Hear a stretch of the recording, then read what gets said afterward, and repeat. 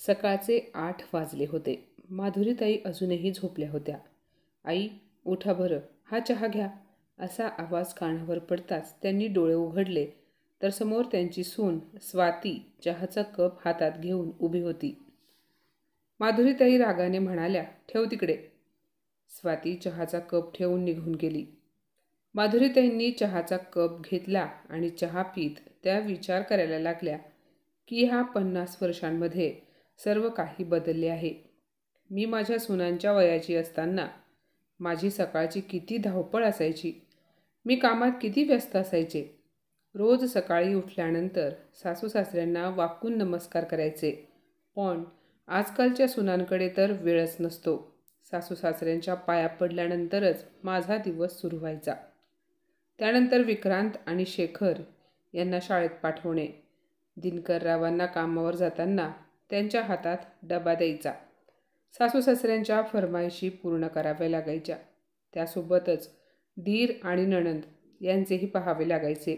एवढेच काय, पण नातेवाईकांचे येणे जाणे चालूच असायचे आणि एकाही पाहुण्याला जेवल्याशिवाय पाठवायचे नाही, अशी सासूने मला ताकीदच केली होती. मग काय, घरातील ही सर्व कामं मी एकटीच वैशालीला सांभाळत करायचे. चहा पीत हे सर्व आठवून माधुरीताई भूतकाळात हरवून गेल्या होत्या. तेवढ्यात आजी हा आवाज ऐकून माधुरीताई वर्तमानात आल्या. त्यांच्यासमोर त्यांचा लहान नातू शुभम उभा होता. तो म्हणाला, आजी, मला कपडे घाल ना, शाळेत जायचे आहे. मम्मी नाश्ता बनवत आहे. तेव्हा माधुरीताई म्हणाल्या, जा तू, तुझ्या छोट्या मम्मीकडून कपडे घालून घे. तो बबड्या आवाजात म्हणाला, ती भांडी घासत आहे ग आजी. तेव्हा माधुरीताई अंथरुणातून उठल्या आणि शुभमच्या हाताला धरून स्वयंपाक खोलीमध्ये घेऊन गेल्या आणि म्हणाल्या, सुनबाई, हे काय आहे? आता तू शुभमला कपडेसुद्धा घालू शकत नाहीस का? सर्व भांडी आत्ताच घासण्याची काय गरज आहे? भांडी कुठे पळून जाणार आहेत की तू? काय सुना आहात ग तुम्ही? मी अजून अंथरुणातून उठले नाही की लगेच मला कामे लावायला सुरुवात केली का तुम्ही? असे बोलत त्या बाथरूममध्ये निघून गेल्या. संध्याकाळी मुले ऑफिसवरून येण्याआधी माधुरीताई तोंड पाडून डोक्याला हात लावून बसल्या होत्या. मोठा मुलगा ऑफिसवरून आला आणि त्याने विचारले, आई, काय झाले? तू अजून तयार झाली नाहीस? त्या म्हणाल्या, माझी तब्येत काही ठीक नाही, तुम्ही लोक जा. तेव्हा विक्रांत नाराज होऊन म्हणाला, काय झाले आई? तुला ताप तर आला नाही ना? असे म्हणत त्याने आईच्या कपाळाला हात लावून पाहिला. त्या म्हणाल्या, नाही, मला ताप वगैरे काही आलेला नाही, फक्त माझे डोके जरा जड झाले आहे. विक्रांत लगेच आपल्या पत्नीला स्वातीला बोलावून म्हणाला, स्वाती, आईला औषधं दे. थोड्या वेळात तिला आराम वाटेल. मग त्यानंतर आपण सर्वजण मिळून जाऊयात. आपल्याला देशपांडे काकांच्या घरी कार्यक्रमाला जायचे आहे आणि तुला तर त्यांनी आग्रहाचे निमंत्रण दिले आहे आई. तेवढ्यात शेखरसुद्धा ऑफिसवरून आला. त्याने ऐकले. आई म्हणत होती, मी सांगितले ना विकी, मी येणार नाही, तुम्ही सगळे जा म्हणून. यावर विक्रांत म्हणाला, आई, मग काय तू एकटी राहणार आहेस का घरी? आणि आता आपल्याला कार्यक्रमाला जायचे म्हटल्यावर घरामध्ये जेवणसुद्धा बनवलेले नाही. तेव्हा माधुरीताई म्हणाल्या, माझ्या खाण्यापिण्याची काळजी करण्याची काही एक गरज नाही. आणि राहिली गोष्ट एकटे राहण्याची, तर घरात तुम्ही सर्वजण आहात तरीसुद्धा मी एकटीच आहे ना? असे बोलून माधुरीताई त्यांच्या खोलीमध्ये निघून गेल्या आणि विक्रांत अवाक होऊन आईकडे पाहू लागला. त्यानंतर विक्रांतही त्याच्या खोलीमध्ये गेला आणि त्याच्या पत्नीला स्वातीला म्हणाला, स्वाती, तू सर्वांना सांगून टाक की आता कोणीही कार्यक्रमाला जाणार नाही. स्वाती काही बोलली नाही. ती बिचारी तयार होऊन बसली होती, पण जायचे नाही म्हटल्यावर कपडे बदलून स्वयंपाकघरात निघून गेली. तिची धाकटी जाऊ अनितासुद्धा तिच्या कामाला लागली. मुलेसुद्धा उदास होऊन झोपायला गेली. पूर्ण घरभर शांतता पसरली. शेखरला त्याच्या पत्नीने सांगितले की विक्रांत भाऊजी आई येत नाही म्हटल्यानंतर देशपांडे काकांच्या कार्यक्रमाला जायला नको म्हणत आहेत. हे ऐकून शेखर म्हणाला, ठीक आहे, मी माझ्या मित्राकडे जाऊन येतो. असे बोलून तो बाहेर निघून गेला. घरात शांतता पसरली होती. स्वाती आणि अनिताने मिळून स्वयंपाक बनवला, पण तरीही माधुरीताई जेवल्या नाहीत, म्हणून कोणीही जेवले नाही. आता घरातील सर्वजण झोपले होते, पण विक्रांतला मात्र झोप येत नव्हती. आज तो खूप उदास वाटत होता. यामुळे नाही की आज तो कार्यक्रमाला गेला नाही म्हणून, पण तो आईमुळे दुःखी होता. त्याच्या बाजूला स्वाती झोपली होती. तो तिला हळू आवाजात म्हणाला, स्वाती, झोपलीस का? ती म्हणाली, काय झाले? तुम्हाला काही हवे आहे का? बिचारी स्वाती. दिवसभर घरातील कामे करून स्वाती थकून जायची. कधी कधी ती तिच्या नवऱ्याला शेवटचे कधी बोलली होती हे देखील तिला आठवत नव्हते. त्यामुळे विक्रांतला बोलताना तो तिला अनोळखी असल्यासारखा वाटायचा. विक्रांत सुद्धा रात्रीची गाढ झोपलेली पाहून तिची झोपमोड करत नव्हता. तो स्वातीला म्हणाला, स्वाती, आईला काय झाले आहे ग? स्वाती म्हणाली, आता मला काय माहिती, तुमची आई आहे, तुम्ही जाऊन विचारा त्यांना. तेव्हा विक्रांत म्हणाला, का? ती तुझी आई नाही का? स्वाती हसली आणि म्हणाली, जर तुमच्या आईने मला कधी मुलगी समजली नाही, मग ती माझी आई कशी होऊ शकेल? मी तर फक्त त्यांची सून आहे, तेही बिना हाडामासाची, अगदी मशीनप्रमाणे त्यांच्या सर्व मागण्या पूर्ण करणारी. तो स्वातीला म्हणाला, असे बोलू नकोस ग स्वाती, माझी आई पूर्वी अशी नव्हती. यावर स्वाती म्हणाली, पण लग्न होऊन जेव्हा मी या घरामध्ये पाऊल टाकले तेव्हापासून तर त्या अशाच आहेत. तो म्हणाला, नाही, माझी आई अशी नव्हती. ती आता पूर्वीसारखी मन मोकळेपणाने बोलत नाही. तिच्या मनातील कोणालाही काही सांगत नाही. नवऱ्याचे बोलणे ऐकून स्वाती लगेच म्हणाली, हो, पण प्रत्येक गोष्टीमध्ये हस्तक्षेप नक्की करतात आणि जरा काही चूक झाली की लगेच काहीही बोलायला मागे पुढे पाहत नाहीत. समोरच्या माणसाला काय वाटेल याचा विचारसुद्धा करत नाहीत. कोणाला कशाला तुमच्या आई मलाच नावे ठेवतात, माझ्याच खानदानाचा उद्धार करतात, टोमणे मारतात, पण त्या मोठ्या आहेत म्हणून मी आजपर्यंत त्यांना कधी उलटून बोलले नाही. विक्रांत म्हणाला, हे काय बोलतेस तू स्वाती? खरे तेच बोलतीये. मला सांगा, तुम्ही किती वेळ असता घरामध्ये? दिवसभर तर मी सर्व सहन करते, पण आजपर्यंत तुम्हाला किंवा आईंनाही काही बोलले नाही. आम्ही दोघी सुना एवढ्या चांगल्या वागूनसुद्धा त्या उगाचच काहीही कारण नसताना तुम्ही यायच्या वेळी तोंड फुगवून बसलेल्या असतात. स्वाती हे सर्व रागाने बोलत होती. तेव्हा विक्रांत म्हणाला, बस कर आता. आई ह्या घरामध्ये सर्वात मोठी आहे. जर ती आपल्या चुकांवर बोट दाखवते तर याचे वाईट कशाला वाटून घ्यायचे? स्वाती म्हणाली, ठीक आहे, तुम्ही आजपर्यंत मला जे काही बोलते त्यावर विश्वास ठेवला आहे का? जाऊ देत, मला आता झोपू द्या. माझी सकाळ रोज पहाटेच्या अंधारामध्येच होते. तुमचे काय, तुम्ही 8 वाजेपर्यंत आरामामध्ये झोपता. असे बोलत स्वाती विक्रांतकडे पाठ करून झोपली. पण तरीही विक्रांतच्या डोळ्यांमध्ये झोप नव्हती. त्याच्या डोळ्यांसमोर लहानपणापासून आत्तापर्यंतच्या सर्व आठवणी येत होत्या आणि तो त्यामध्ये हरवून गेला. विक्रांत जेव्हा 10 वर्षांचा होता तेव्हा त्याच्या बाबांचा मृत्यू झाला होता. 3 भाऊ बहिणींमध्ये विक्रांत सर्वात मोठा होता. त्यानंतर सर्वात धाकटी वैशाली होती. बाबा गेले तेव्हा ती 1 वर्षाची होती. नवऱ्याच्या मृत्यूनंतर माधुरीताईंना खूप मोठा धक्का बसला, पण आपल्या मुलांसमोर त्यांनी ते दुःख कधी दाखवले नाही, बाहेर येऊ दिले नाही. माधुरीताईसमोर पूर्ण आयुष्य पडले होते. आपल्या संघर्षाच्या दिवसांमध्ये पहाड बनून माधुरीताईंनी आपल्या आयुष्याच्या गाडीला ओढले. त्यांच्या पतीची जी काही साठवलेली जमापुंजी होती ती त्यांनी आपल्या मुलांच्या शिक्षणामध्ये खर्च केली आणि त्यांना असे लायक बनवले की ते आपल्या स्वतःच्या पायांवर उभे राहू शकतील. आईने केलेला संघर्ष विक्रांतने जवळून पाहिला होता. त्यामुळे लहानपणापासून तो खूप समजूतदार होता. परिस्थितीने त्याला त्याच्या घराच्या जबाबदाऱ्यांमध्ये गुंडाळून ठेवले होते. त्याची आई त्याचा आदर्श होती. माधुरीताईंची 3ही मुले महत्त्वाकांक्षी होती. ज्या दिवशी विक्रांत इंजिनियर झाला तेव्हा माधुरीताईंना वाटले की त्यांचे आयुष्य सफल झाले. कित्येक वर्षांपासून हृदयामध्ये दाबून ठेवलेले दुःख आज बाहेर पडले होते. तेव्हा बंद खोलीमध्ये नवऱ्याच्या फोटोसमोर माधुरीताई जोरजोरात रडल्या. त्या म्हणाल्या, आता तरी तुम्हाला माझ्याबद्दल काही तक्रार नाही ना? मी आई आणि वडील ह्या दोघांचे प्रेम देऊन माझे कर्तव्य पूर्ण केले आहे. 3 वर्षानंतर शेखरला सुद्धा एका फर्ममध्ये नोकरी लागली. त्यानंतर दोन्ही मुलांचे लग्न माधुरीताईंनी धूमधडाक्यात केले.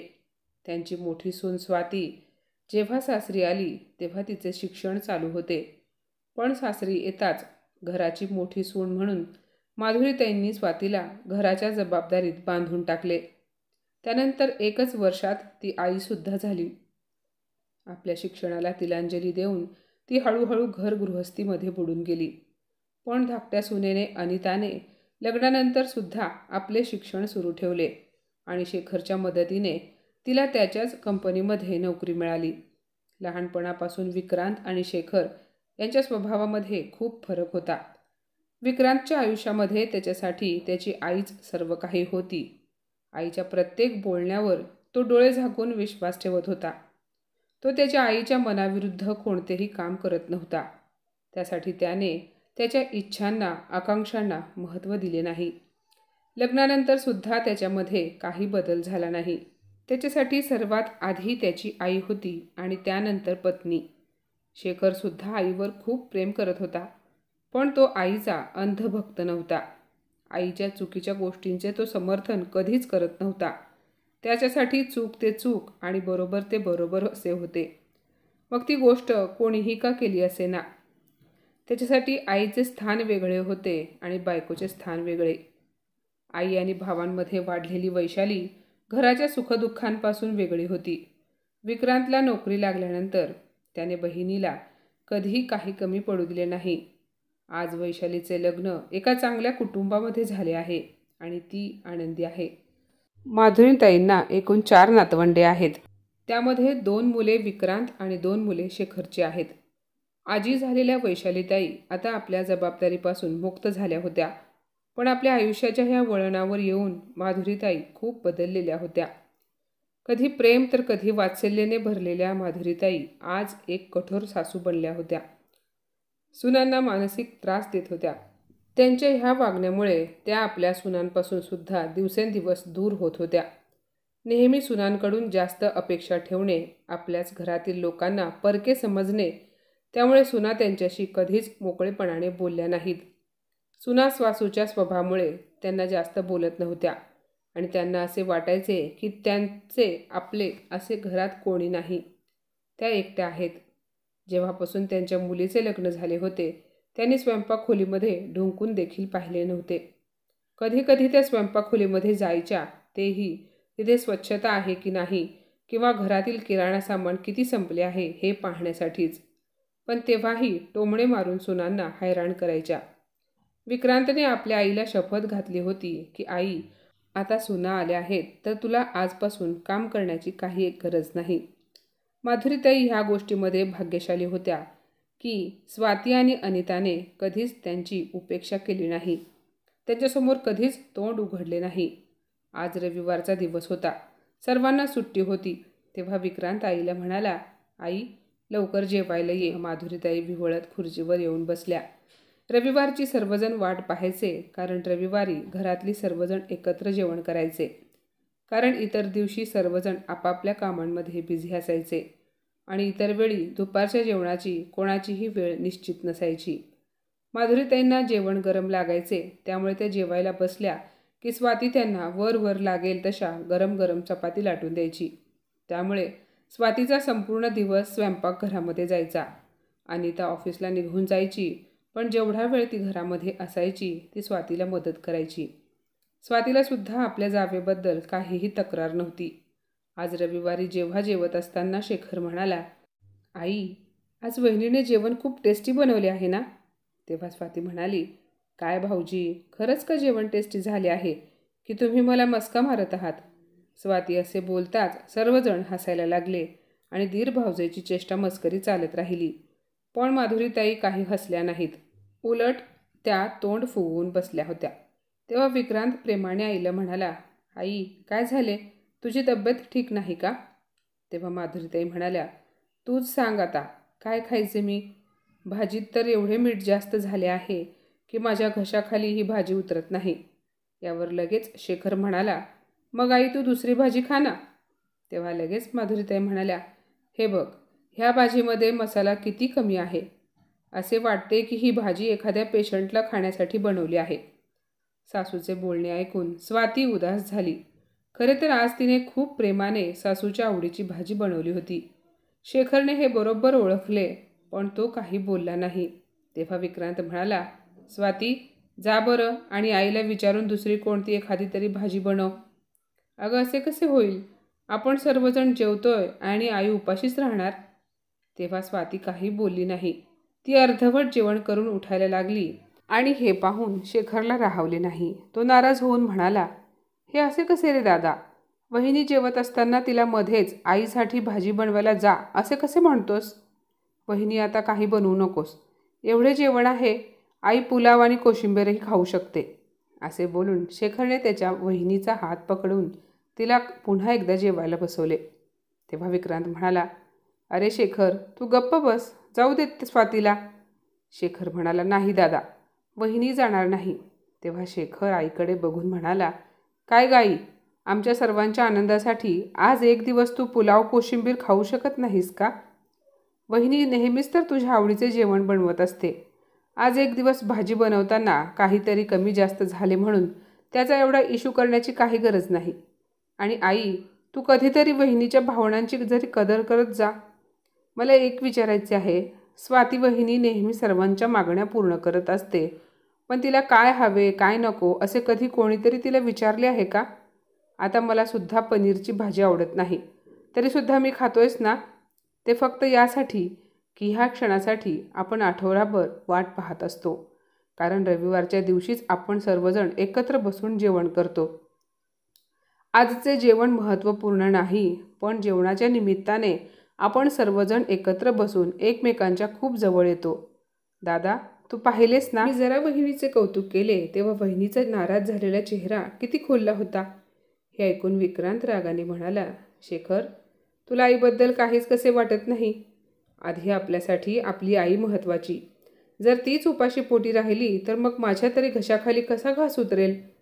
माधुरीताई आत्तापर्यंत गप्प होत्या, पण हे सर्व ऐकून त्या म्हणाल्या, हे बघा, तुम्ही दोघे माझ्यामुळे अजिबात वाद घालत बसू नका. मीच तरी ह्या घरात वादाचे मूळ आहे. त्यामुळे आता मला ह्या घरात राहण्याची इच्छाच नाही आणि ह्यापेक्षा जास्त मी तुम्हा लोकांना काही बोलू शकत नाही. असे बोलून माधुरीताई जेवणाच्या ताटावरून उठल्या आणि आपल्या खोलीत निघून गेल्या.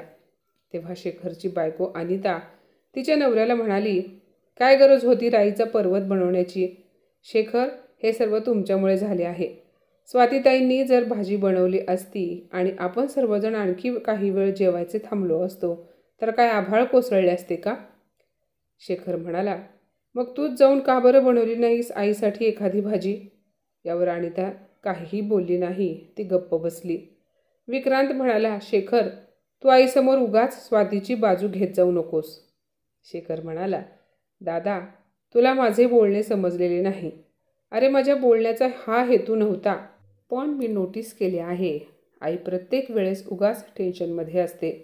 साध्या साध्या गोष्टींवर नाराज होते, चांगल्या गोष्टीत चुका काढते. अरे, ही आईची सवय होऊन राहिली आहे आणि मला हे अजिबात आवडत नाही. आणि मी म्हणालो खरा आणि त्याला, तू आईसाठी भाजी बनवायची होतीस, पण मला ह्या गोष्टीचीही काही गॅरंटी नाही की आईला आणि त्याने ही बनवलेली भाजी आवडली असती म्हणून. दादा, माणसाचे मन जर चांगले नसेल तर त्याला काहीही चांगले वाटत नाही. शेखरने असे बोलताच विक्रांत रागाने म्हणाला, मला ठाऊक आहे, तुला आई आवडत नाही. तू म्हणशील तर मी आईला दुसरीकडे कुठे घेऊन जाऊ का? मीही जातो आईबरोबर. शेखर म्हणाला, अरे दादा, हे काय बोलतोयस? तुला काही कळते का? तू शुद्धीवर आहेस का? विक्रांत म्हणाला, मी जे काही बोलतोय ते पूर्ण शुद्धीत राहून बोलतोय. असे बोलून तो रागाने बाहेर निघून गेला. सर्वांची जेवणाची ताटं टेबलावर तशीच होती. स्वाती आणि अनिताने जेवणाची ताटं उचलली. आज त्या गोष्टीला 2 आठवडे झाले होते. माधुरीताई त्यांच्या खोलीमध्ये गप्प बसल्या होत्या. त्या दिवशीपासून घरामधील सर्व आनंद कुठेतरी हरवला होता. दोन्ही भावांमधील बोलणे सुद्धा कमी झाले होते. माधुरीताई नेहमी उदास बसलेल्या असायच्या. सुना एखाद्या मशीनप्रमाणे जीवन जगत होत्या आणि मुले मात्र आपल्या दुनियेमध्ये मस्त होते. आज सकाळी जेव्हा माधुरीताईंचा मोबाईल वाजला तेव्हा त्यांनी पाहिले तर त्यांच्या मुलीचा, वैशालीचा फोन आला होता. तिने आईला 2 दिवसांनी 15 दिवसांसाठी माहेरी येणार असल्याचे सांगितले. 2 दिवसांनी मुलगी येणार आहे हे समजल्यावर कितीतरी महिन्यांनी माधुरीताईंच्या ओठावर हसू आले होते. त्यांना आता कुठे असे वाटत होते की माझ्या हक्काचे कोणीतरी माझ्याकडे येत आहे. माझी मुलगीच अशी एकमेव व्यक्ती आहे जिच्यासोबत त्या आपले सुखदुःख वाटू शकत होत्या. या घरातील माणसे तर आपल्या मर्जीचे मालक आहेत. कोणाला माझ्याबद्दल काही वाटत नाही असा विचार माधुरीताई करायला लागल्या. तेवढ्यात त्यांचा नातू शुभम आजीकडे आला आणि त्याने आजीला विचारले, आजी, कोणाचा फोन आला होता? तेव्हा त्या आनंदाने म्हणाल्या, अरे बाळा, तुझी आत्या येणार आहे. माधुरीताईंनी शुभमला प्रेमाने जवळ घेतले. इतर वेळी आजी त्याला कधी प्रेमाने बोलतही नव्हती की जवळ घेत नव्हती. आज आजी जेव्हा शुभमला प्रेमाने बोलली तेव्हा तो चकित होऊन आजीकडे पाहू लागला आणि तो पटकन धावत आपल्या आईकडे गेला. संध्याकाळपर्यंत सर्वांना ठाऊक झाले की वैशाली पुण्यावरून येत आहे. सर्वजण खुश होते, पण कोणीही काही बोलले नाही. घरातील वातावरण शांत होते. दोन्ही भाऊ हॉलमध्ये बसले होते. माधुरीताईसुद्धा तिथेच बसल्या होत्या. अनिताही आताच ऑफिसवरून थकून आली होती. तीसुद्धा एका कोपऱ्यात खुर्चीवर बसली होती. ते सर्वजण शांतपणे TV पाहत होते. तेव्हा स्वातीने सर्वांसाठी ट्रेमध्ये चहा आणला आणि सर्वांच्या हातात चहाचे कप देऊन ती तिथेच उभी राहिली. तेवढ्यात सासू म्हणाली, स्वाती बाळा, इकडे ये. स्वाती चकित झाली, कारण लग्न होऊन घरात आल्यापासून आज पहिल्यांदा तिच्या सासूने तिला प्रेमाने स्वाती बाळा असे बोलले होते. तिचा तिच्या कानांवर विश्वास बसत नव्हता. ती पटकन सासूच्या एकदम जवळ येऊन उभी राहिली. तेव्हा माधुरीताई तिला म्हणाल्या, सुनबाई, आपल्या घरामध्ये तूप आहे का? माझी वैशाली येणार आहे. अगं, तिला करंज्या फार आवडतात. मी विचार करते आपण तिघींनी मिळून आज करंज्या बनवाव्यात. आईचे बोलणे ऐकून सर्वजण चकित झाले होते. स्वाती म्हणाली, अहो आई, ताई येणार आहेत तर आपण नक्की बनवूया. तिघी सासू सुनांनी मिळून करंज्या बनवल्या. त्यानंतर बेसनाचे लाडू देखील बनवले. मग काय, माधुरीताईंच्या फरमाईशी वाढत गेल्या. अखेर वैशाली आली, पण तिच्यासोबत तिचा नवरा आला नव्हता. ती आपल्या मुलासोबत एकटी आली होती.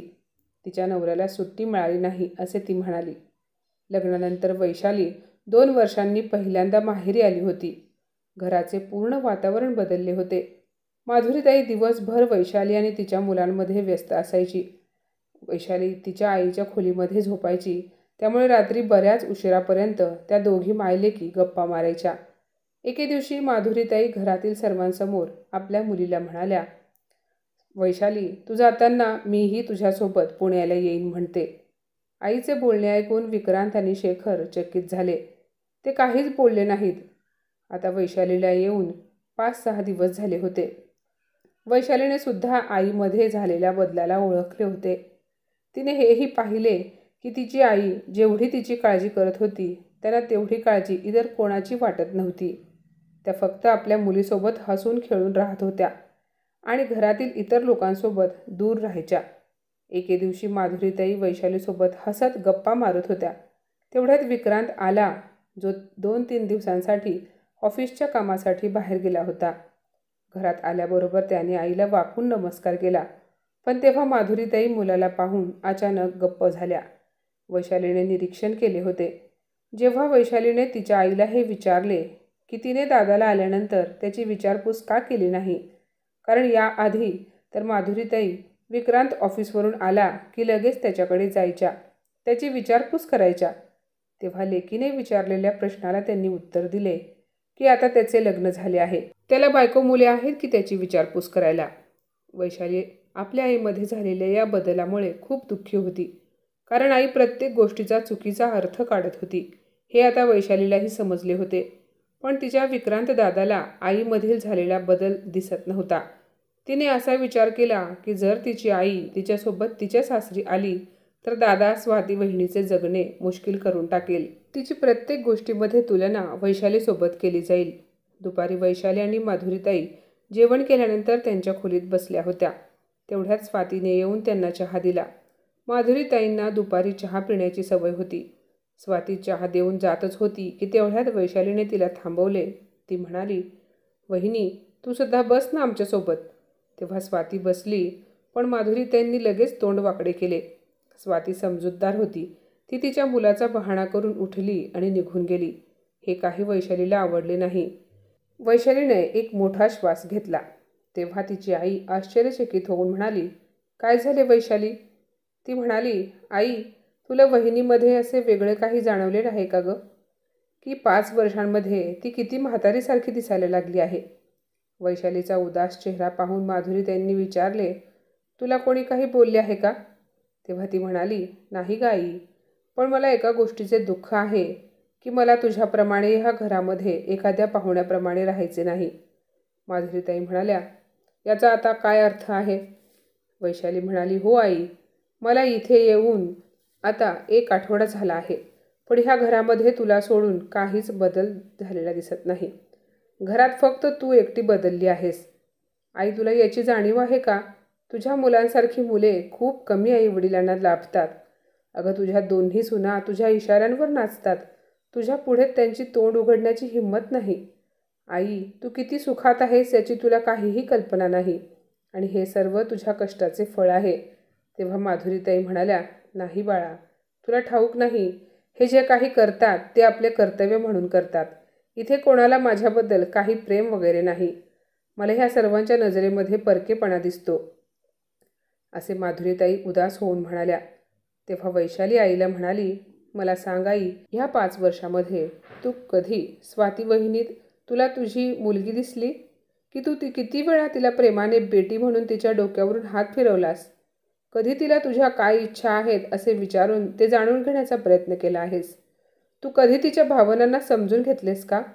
मग तू कशी तिच्याकडून अपेक्षा करू शकतेस की त्यांनी तुला आई समजावे आणि त्यांच्या मनात तुझ्याबद्दल प्रेम असावे?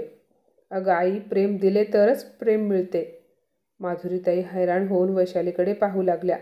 वैशाली पुढे म्हणाली, तू उगाचच तुझ्या सुनांचा तिरस्कार करतेस. त्यामुळे आई, एके दिवशी तू तुझ्या दोन्ही मुलांना दुरावशील. दोन्ही मुले तुझी कधीही तुला मनापासून बोलणार नाहीत. आई, तुझे सर्व जीवन कष्ट आणि संघर्षामध्ये गेले आहे. मग तू ते कष्ट कोणासाठी केलेस? तुझ्या मुलांसाठीच ना. त्यांचे लग्न व्हावे, संसाररूपी वेल वाढावी, आपल्या मुलांचे सुंदर असे एक विश्व असावे, असेच तुला तेव्हा वाटत असेल ना. मग आज जेव्हा ते आपल्या संसारामध्ये रमले आहेत, तर मग याचे तुला दुःख का वाटते आहे आई?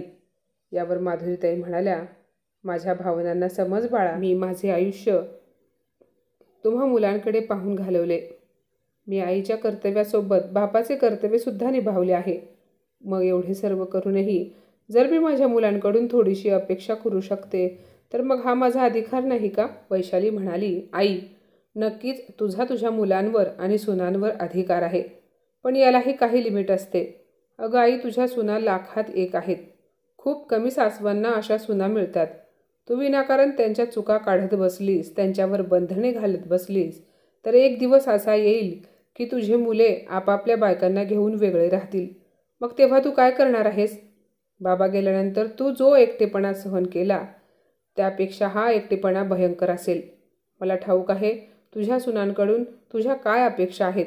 तुला असे वाटते की तू जसा सासुरवास सहन केला तसा वहिनींनीही करावा. नवऱ्यासोबत जेवायला बसू नये. नेहमी दोन्ही सुनांचा डोक्यावर पदर असावा. रोज सकाळी सुनांनी उठल्याबरोबर तुला वाकून नमस्कार करावा. आई, आता जमाना बदलला आहे.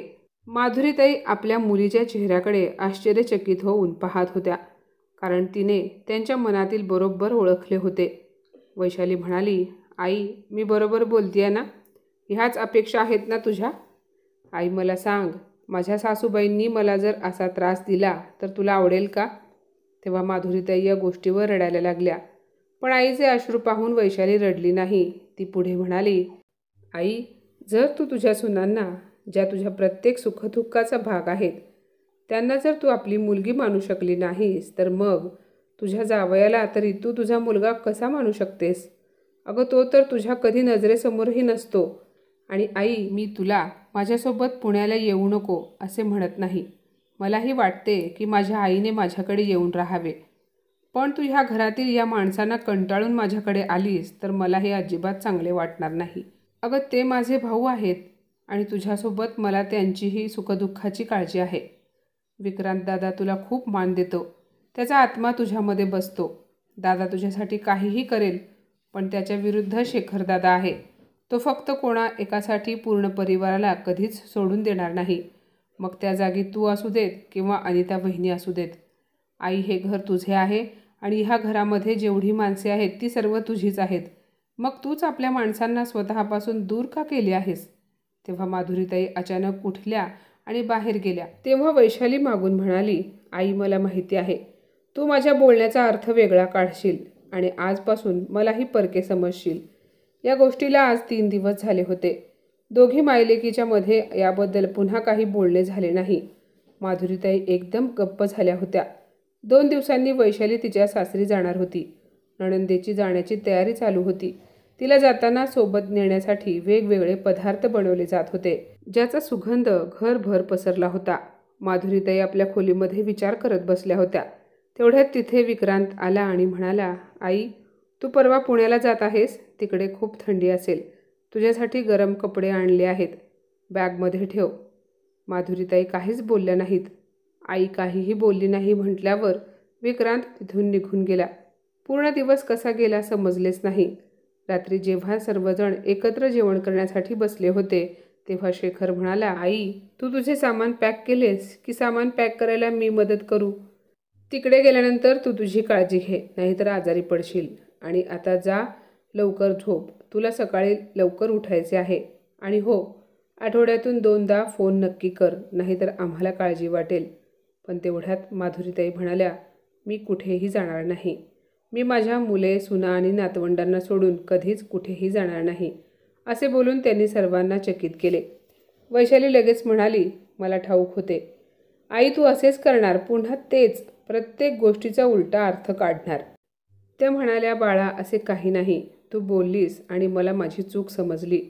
वैशाली, माणूस जेव्हा झाडावर उलटा लटकवला जातो तेव्हा त्याला पूर्ण जग उलटे दिसते.